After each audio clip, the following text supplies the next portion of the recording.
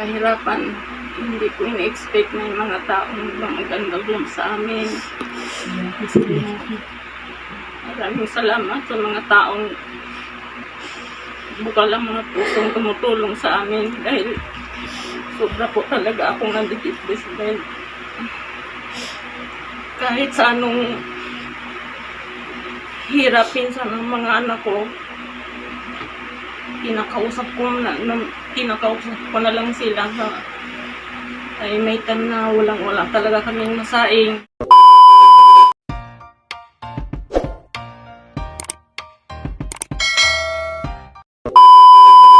Ayan guys, magandang hapon. Andito na naman si Aliyah J. TV, Queen of Charity. Ayan, meron tayong isang pamilya na interviewin na kukuhanan natin ng konting information about sa buhay-buhay nila. Isa po siyang vendor ng mga basahan. Ayan guys, samahan niyo ako.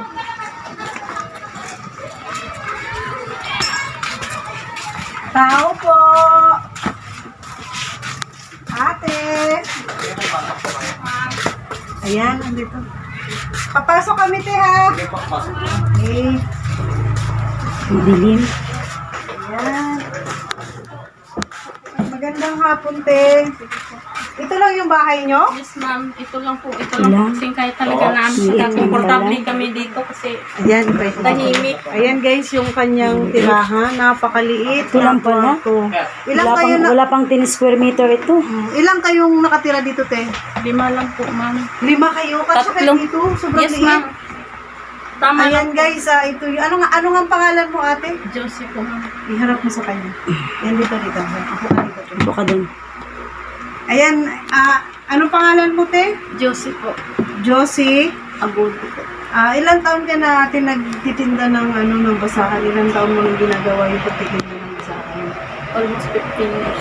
15 years? Mula nung nag-aral ng mga Talagang yun na talaga ang yes hanap ma'am, buhay yun lang mo. po. Pinang-survive sa kanila makapag-aral lang po.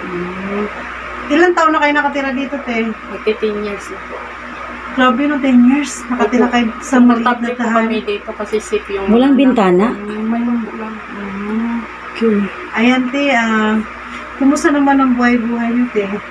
Ayos lang, kahit medyo mahirap. Ilan yung anak niyo? 3 po. 3. Pero nag-aaral silang lahat. Opo. Ilang taon na yung mga anak niyo? Yung panganay ko po, magti-21 sa December. Ano yan, may trabaho na o nag-aaral? Nagtitraining po sa TISDA. Nagtitraining siya ng TESDA. Yung asawa, Pangalawa ko po, katatapos, graduate lang ng John 3. John 3. Nasaan siya ngayon? Nasa labas. Pero may trabaho na siya, wala pa. Wala pa ho, nag-a-apply pa lang. Nag-a-apply pa. Yung bunso niyo naman, Nag-aaral din online. nag-aaral pa siya ng online. Grade 9. Pero yung mister niyo, anong trabaho ng mister niyo? Ang asawa ko naman po ay glass itching, kaso alternate, 3 beses sa isang linggo. Sa isang linggo, 3 beses lang siya may trabaho. Opo. Talagang mahirap talaga. Magkano naman yung inuupahan niyo dito, te? 2.5 po ma'am. 2.5. Buti na lang, 2.5. Medyo hindi mahirap bayaran. Ilan taon ka na nga ngayon, te? 50 years old. Isipin mo, 50 years old.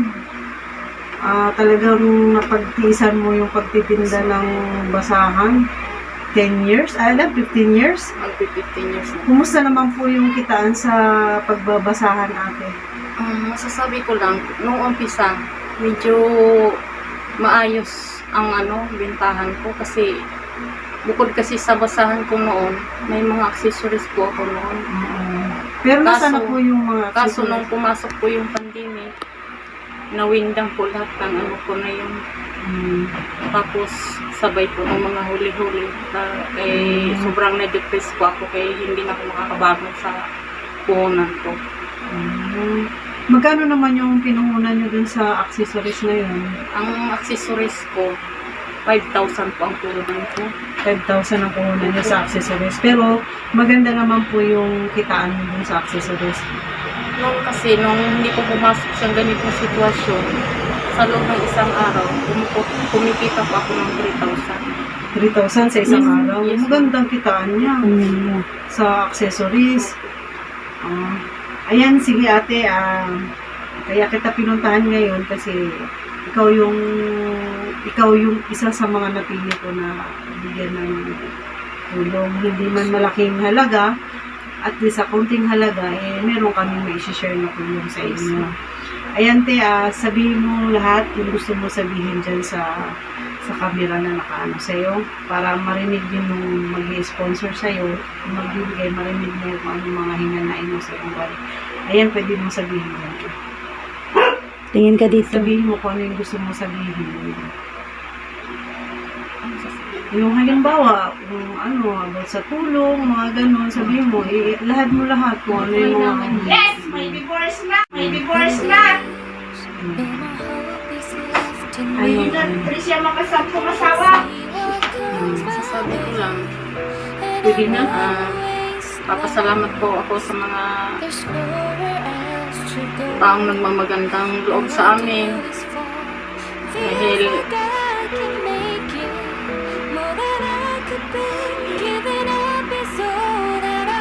Dahil sa kahirapan, hindi ko ina-expect na yung mga taong nagmamagandang loob sa amin. Maraming salamat sa mga taong buka lang mga pusong tumutulong sa amin dahil sobra po talaga akong nabibigis dahil kahit sa anong hirapin sa mga anak ko, kinakausap ko na lang sila ay may time na wala talaga kaming masaing. Pasalamat ako sa mga anak ko dahil sa aming paghihirap, naunawaan din nila ako. Sa mga taong tumutulong sa akin, maraming salamat po sa inyo. Hindi ko akalain na may mga tao pang tutulong sa gitna ng aming paghihirap. Salamat po sa inyo. Ayan, Tina, naintindihan ko yung sinabi mo na pagdating sa anak, ginagawa natin lahat. Kaya naintindihan ko yun, kaya huwag kang mag-alala. Makakarating yan sa sponsor natin, yung gusto tumulong sa inyo. Makakarating yan. At saka, huwag kang mag-alala kasi hindi ako pupunta ngayon kung talagang walang tulong na darating sa'yo. Mayroon, antayin mo lang ako ng 2 araw, babalik ako sa inyo para ihatid sa inyo. Para ihatid sa inyo kung ano yung tulong na nararapat para sa inyo. Naintindihan ko yung paliwanag mo. Basta pagdating sa anak, talagang hindi natin matipigilan isang magulang kung ano yung kailangan ng anak. Kaya huwag kang mag-alala at mag-pray lang tayo palagi, Dave. At nandyan lagi, gising lagi yan si Lord nakasubaybay sa akin. Kaya, ayan, Sis Elvira, o Sis Sir Robert Pascual, at saka si Boss Alpha Major, sana makapagbigay tayo ng tulong kay ate, ano nga ulit pangalan? Kay ate Josie, makahatid tulong tayo kay ate Josie na dapat naman talaga siya nabigyan ng tulong dahil talagang sobrang hirap sa sitwasyon lang ng kanyang kalagayan ng buhay. Isipin mo, almost 15 years, mas malaki pa yung kwarto ko. Yung sa tinitirhan niya, mas malaki pa yung kwarto ko. Sobrang liit. Lima sila nakatira dito. Dito lang sila natutulog. Itong part na to. Kaya, Sir Robert, Sis Elvira, Boss Alpha Major, Sis Ria Velasco, mag-share tayo ng tulong kay Ate Josie. Yun lang yung hinihingi ko sa inyo. Ayan, Ate Josie, magsabi ka ulit kung ano gusto mo sabihin. Pasasalamat. Ano masasabi mo doon sa sinabi? Salamat po sa inyong lahat. Nawa po'y patuloy po kayong gabayan ni Lord sa mga blessing yung ipagkaloob niyo sa akin. Maraming sobrang thank you po talaga. Ayan guys, maraming salamat. Ayan, abangan nyo na lang itong video na to. Makikita nyo lahat kung ano yung mga inilahan niya Ate Josie. Ayan guys, hanggang dito na lang yung ating vlog. Ayan, bye-bye. Thank you.